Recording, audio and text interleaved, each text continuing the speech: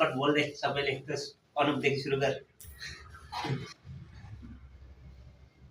गुरुजीले हामीलाई अब यत्रो महिनासम्म होइन अब जस्तो ख्याल राख्नु गयो गुरुजी, त्यसको लागि हामी बहुत खुसी छु गुरुजी, याद गर्नुभयो।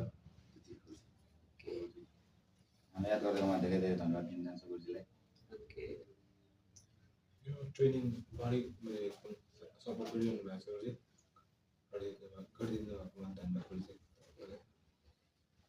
गुरुजीले यत्रो 6 महिना अगाडिदेखि हामीलाई गाइड गर्दै आउनुभएको गुरुजी, सधैँ यसरी नै गाइड गर्दै आउनुहोस् गुरुजी। ट्रेनिङ राम्ररी बिताइदिनु भयो गुरुजीले। अलिक डन्डा परेड भयो होला, त्यो कुरो केही छैन। त्यो डन्डा परेड गर्नु है गुरुजीले हामीलाई सुधार्नुको लागि गर्नुभएको थियो।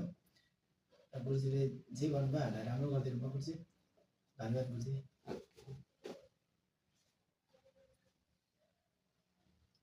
अनुपको पालो। किन रुकाउनु, के गर्नु थाल्यो त?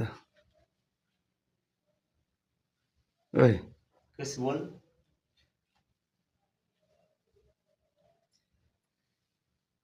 ठिक छ केटा, यस्तै हो। ल चिया चेस गर नि त केटा हो, एकचोटि चेस। सधैँ राम्रो गरेर सधैँ गर्नु बुझी। तपाईँलाई म कहिले पनि भुल्ने छैन बुझी। र कुनै पनि साह्रो गाह्रो पऱ्यो मलाई मिस गर्नु, सकेको मैले गर्नु छु है गुरुजी